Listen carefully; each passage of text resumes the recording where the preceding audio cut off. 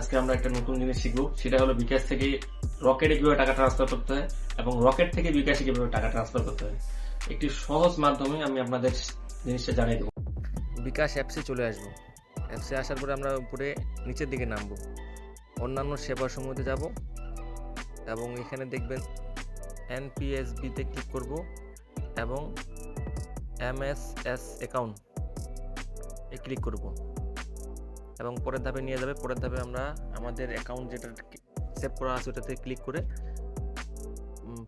কত টাকা পাঠাবো অ্যামাউন্ট দিয়ে পিন নাম্বার দিয়ে আমরা সেন্ড করে দেব।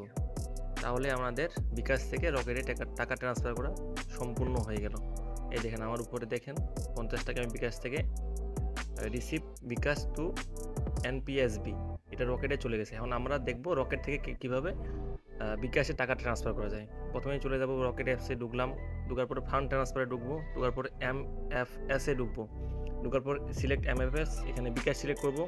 করার পর এখানে মোবাইল নাম্বার, আপনার যেটা নাম্বারে বিকাশ টাকা পাঠাবেন ওই নাম্বারটা দিবেন। দেওয়ার পরে রেফারেন্স আপনি 1 2 3 4 যা দিতে পারেন। এখন অ্যামাউন্ট দিবেন আপনার যত টাকা পাঠাবেন। আমি 50 টাকা দিয়ে দিলাম। দেওয়ার পরে আমি পিন নাম্বারটা দিয়ে দেবো। পিন নাম্বার দেওয়ার পরে পিন নাম্বারটা দিয়ে দিলাম। দেওয়ার পরে আমি এই চেপে ধরবো, এখানে চেপে ধরবো। আমার টাকা ট্রান্সফার সফল হয়ে গেছে, দেখেন চলে গেছে। 0.45 পয়সা কাটছে আমার 50 টাকাতে।